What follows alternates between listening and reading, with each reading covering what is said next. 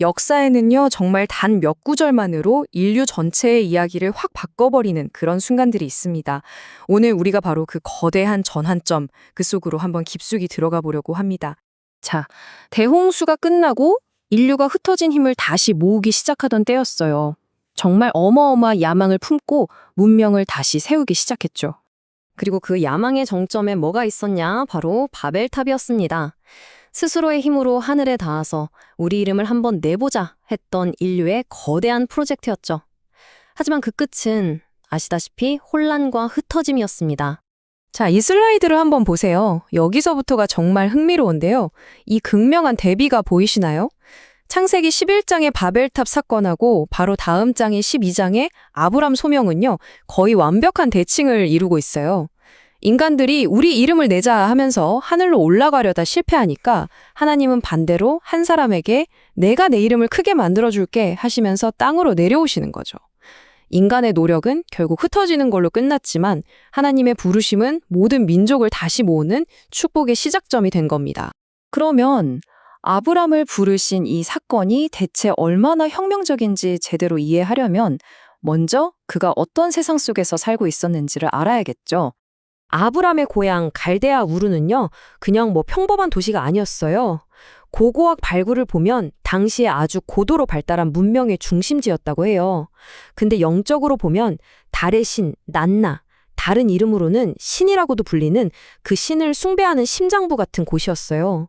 도시 한가운데에는 이 신을 위한 거대한 신전, 지구라트가 떡하니 서 있었죠. 그리고 아브람의 가족이 가나안으로 가다가 중간에 멈춰선 곳, 하란도 사실 마찬가지였습니다.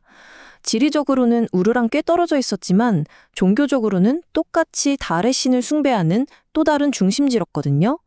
이게 뭘 의미하냐면 결국 그들이 익숙했던 종교적인 환경, 그러니까 영적인 안전지대로 다시 쏙 들어갔다는 뜻이에요. 바로 이런 배경 속에서, 이런 상황 한가운데서 하나님이 아브람에게 정말 상상조차 할 수 없을 만큼 급진적인 명령을 내리십니다. 하나님은 그냥 가라 고만 하지 않으셨어요. 히브리 원문을 보면 레크 레카라는 아주 독특한 표현을 쓰는데요. 가다라는 동사 레크 뒤에 너를 위하여라는 뜻의 레카가 붙은 거예요. 그러니까 이건 단순한 명령이 아니라 이 여정은 말이야, 궁극적으로 바로 너 자신을 위한 거야 라는 깊은 의미가 담겨 있는 거죠.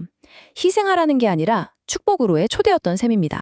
그리고 이 부르심은요, 3단계에 걸쳐서 아브람의 모든 걸 포기하라고 요구합니다. 첫째, 너의 땅을 떠나라. 이건 국가적인 정체성이죠. 둘째, 너의 친척을 떠나라. 이건 사회적인 안전망이고요. 그리고 마지막으로 너의 아버지의 집을 떠나라.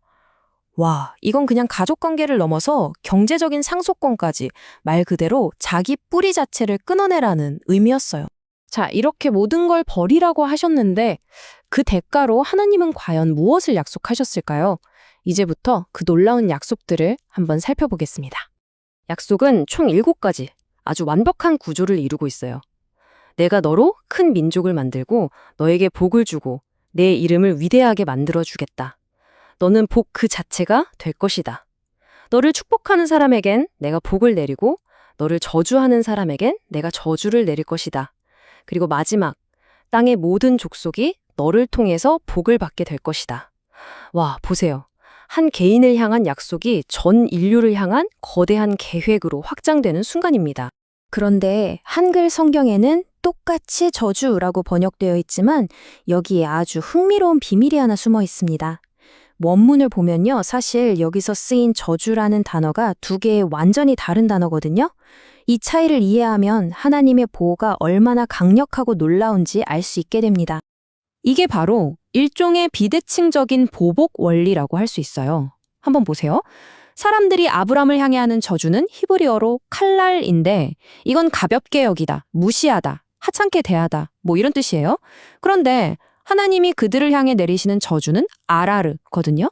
이건 완전히 파멸시키다는 뜻의 아주 강력한 신적인 심판을 의미합니다. 다시 말해서 세상이 하나님의 사람을 아주 조금이라도 얕보거나 무시하면 하나님은 그들을 완전히 파멸시키는 방식으로 당신의 백성을 보호하시겠다. 이런 선언인 겁니다. 정말 엄청나죠? 자, 그렇다면 이 어마어마한 부르심의 아브람과 그의 가족은 과연 어떻게 반응했을까요? 여기서 아버지 데라와 아들 아브람의 여정이 정말 극명하게 갈립니다. 시작은요, 아버지 데라가 주도했어요. 그도 가나안을 향해서 출발했거든요. 하지만 그는 익숙한 환경인 하란에 딱 멈춰서 그냥 정착해버리고 말았죠. 그의 여정은 미완성으로 끝난 겁니다. 반면에 아브람은 75세라는 나이에 아버지가 멈춰버린 바로 그곳에서 다시 일어나 미지의 세계로 나아갔습니다. 이게 바로 온전한 순종의 여정이었던 거죠. 아브람의 여정을 한번 따라가 볼까요? 갈대아 우르에서 처음 부르심을 받고 아버지의 죽음 이후에 하란을 떠나서 온전히 순종의 길을 걷습니다. 그리고 마침내 약속의 땅 가나안, 세겜에 도착하자마자 그가 가장 먼저 한 일이 뭐였을까요? 바로 제단을 쌓는 거였어요. 이방 신들의 땅 한복판에서 이 땅의 진짜 주인이 누구인지를 선포한 거죠. 그리고 이후에 베델에서도 제단을 쌓고 공개적으로 여호와의 이름을 부르면서 예배를 드렸습니다. 자, 이제 수천 년 전에 한 사람이 고향을 떠난 이 사건이 오늘날 우리에게는 대체 어떤 의미를 갖는지 한번 살펴보겠습니다. 성경이 침묵하는 아드람의 어린 시절에 대해서 유대교의 미드라시라는 문헌에 아주 유명한 일화가 하나 전해져 내려옵니다. 이야기에 따르면 아브람의 아버지 데라는 우상을 만들어서 파는 사람이었다고 해요. 어느 날 아브람이 가게에 있던 우상들을 전부 다 부숴버리고 가장 큰 우상 손에만 막대기를 쥐어줬대요. 아버지가 돌아와서 격분하니까 아브람이 아주 태연하게 말했죠. 저 우상들끼리 서로 재물 먹겠다고 싸우다가 제일 큰 놈이 다 부숴버렸어요. 아버지가 기가 막혀서 그것들은 생명도 없는 조각상일 뿐이다 라고 소리치자 아브람이 이렇게 되물었다고 합니다.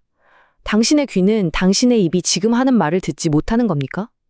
보세요. 하나님의 부르심을 받기 이전에 그는 이미 우상이 얼마나 헛된 것인지를 깨닫고 있었던 거죠. 하지만 이 약속의 궁극적인 성취는요, 여기서 끝나지 않고 훨씬 더 깊은 차원으로 나아갑니다.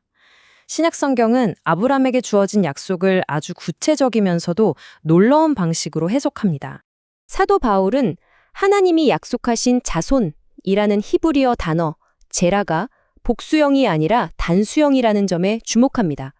그리고 이 한 명의 자손이 바로 예수 그리스도를 가리킨다고 해석하죠. 결국 이 모든 약속의 진정한 상속자는 그리스도 한 분이며 그분을 통해서 모든 민족이 복을 받게 된다는 겁니다. 자, 그래서 오늘 이야기의 핵심을 정리해 보겠습니다. 이 이야기는요, 인류 전체의 실패에서 하나님의 구체적인 구원 계획으로 넘어가는 전환점을 보여줍니다. 또 우리가 아는 세계를 떠나서 약속된 미지의 세계로 나아가는 믿음이라는 게 뭔지 그 원리를 확실히 세워주죠. 한 가족을 통해서 온 세상을 축복하시려는 하나님의 위대한 선교, 그 시작점이기도 하고요. 그리고 가장 중요하게는 진정한 위대함은 인간이 바벨탑처럼 쌓아 올리는 게 아니라 하나님이 주시는 선물이라는 사실을 분명하게 보여줍니다. 아브람의 이야기는 단순히 과거의 기록으로만 머물지 않습니다. 오늘을 사는 우리 각자에게도 똑같이 도전하고 있거든요.